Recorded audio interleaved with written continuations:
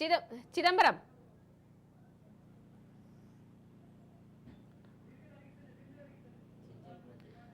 చిదంబరం అలాగే 14 రోజుల పాటు రిమాండ్ విధించింది. ఇప్పుడే మనకు న్యూస్ అందింది. సో దీనిపై డీటెయిల్స్ ఏంటి?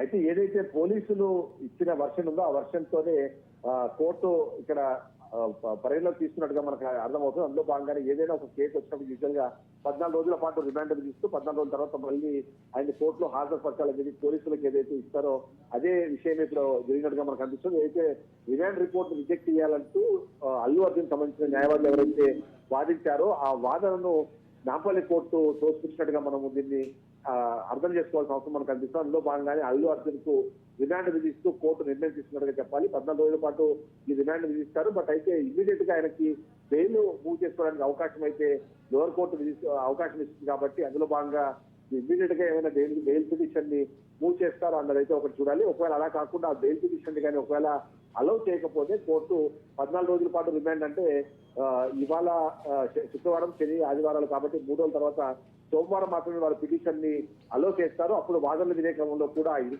పార్టీల వాదనలు వినాల్సిన అవసరము కోర్టుకు ఉంటుంది కాబట్టి కోర్టు ఆ 2 వాదనలు విన్న తర్వాత నిజంగానే అల్లు అర్జున్ కి బెయిల్ ఇవ్వాలా లేదని డిసైడ్ చేస్తుంది. ఆ డిసైడ్ చేసే క్రమంలో కూడా ఇద్దరి వాదనలను పరిగణలోకి తీసుకునే క్రమంలో నిజంగానే ఈ నిందితులు ఎవరైతే ఉన్నారో ఆ నిందితులు బయట తినడం వల్ల వచ్చే నష్టం ఏంటి, లేకపోతే ఆయన్ని రిమాండ్ చేసి లోపల ఉంచాల్సిన అగత్యం ఏంటన్న విషయాలపైన కూడా ఇద్దరు వాళ్ళ వాదనలు వినిపించాల్సిన అవసరం ఉంటుంది. అందులో ముఖ్యంగా ఈ కేసు ఏదైతే ఉందో ఆ కేసుకు సంబంధించి పబ్లిక్ ప్రాసిక్యూటర్ ఆయన బయట ఉంటే సాక్ష్యాధారాలను ఖచ్చితంగా ఆయన ఇన్ఫ్లుయెన్స్ చేసే అవకాశం ఉంది. ఆయన చాలా ఇన్ఫ్లుయెన్షియల్ పర్సన్ కాబట్టి ఆయన్ని లోపల ఉంచాలి, రిమాండ్ కి తరలించాలి అనేది చెప్తారో అలాంటి ఒక వర్షన్ నే పబ్లిక్ ప్రాసిక్యూటర్ వినిపిస్తారు. అదే సందర్భంలో ఈయన అరెస్ట్ చేయాల్సిన అవసరం లేదు, ఈయన ఆల్రెడీ సెలబ్రిటీగా ఉన్నారు, ఆయన ఎక్కడికి వెళ్లే అవసరం కానివ్వండి అవకాశం కానీ లేదు అనే విధంగా అల్లు అర్జున్ సైడ్ నుంచి వాదనలు వినిపించే ప్రయత్నం చేస్తారు. ఈ ప్రయత్నం చేసే నేపథ్యంలో అప్పుడు కూడా బెయిల్ పిటిషన్ ని విచారించే జడ్జి సంబంధించి ఎవరి వాదన కరెక్ట్ అనిపిస్తే వాళ్ళకి మాత్రమే అనుకూలంగా తీర్పిస్తారు. ఆ తీర్పు వచ్చిన తర్వాతనే బెయిల్ వస్తుందా రాదని మనకు తెలుసు.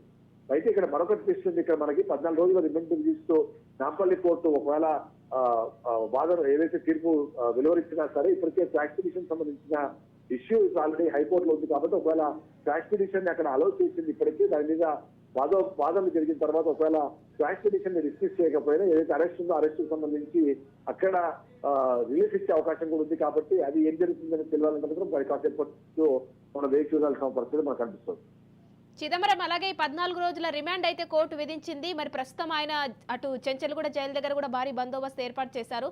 మరి అక్కడికి తరలించే అవకాశాలు ఉన్నాయా? ఖచ్చితంగా అక్కడ తరలించాల్సిందే. ఎందుకంటే ఆయన ఇప్పటిదాకా ఏదైతే ఇప్పటి వరకు ఏదైతే నిందితులుగా ఉన్నారో ఇప్పుడు రిమాండ్ ఖైదీగా మారుతారు. రిమాండ్ ఖైదీగా మారినప్పుడు ఆయన్ని జైలుకు తరలించాల్సిన అవసరం ఉంది. చెంచల్గూడ జైలుకు తరలించి ఆయన అక్కడ ఉంచే ప్రయత్నం అయితే చేస్తారు. బట్ అయితే 3 రోజుల సమయం ఉన్న నేపథ్యంలో మరొకసారి బెయిల్ పిటిషన్ అడ్మిట్ అయ్యి బెయిల్ వచ్చేదాకా ఆయన కంపల్సరీ చెంచల్గూడ జైల్లోనే ఉండాల్సిన పరిస్థితి మనకు కనిపిస్తుంది. ఈ సందర్భంలో పోలీసులు కూడా పూర్తి స్థాయిలో అక్కడ ఏర్పాట్లు చేస్తున్న పరిస్థితి మనకు కనిపిస్తుంది. ఒకటి అక్కడికి ఆయన అభిమానులు చేరుకునే అవకాశం ఉంది కాబట్టి చెంచల్గూడ జైలు పరిసరాలకు చుట్టూ కూడా పోలీసులు గట్టి పహారాన్ని ఏర్పాటు చేశారు. ఇతరులు ఎవరిని ఆ రోడ్లోకి రానివ్వకుండా ఏర్పాటు చేస్తున్న పరిస్థితి మనకు కనిపిస్తుంది. అవసరమైన మేర మాత్రమే అక్కడ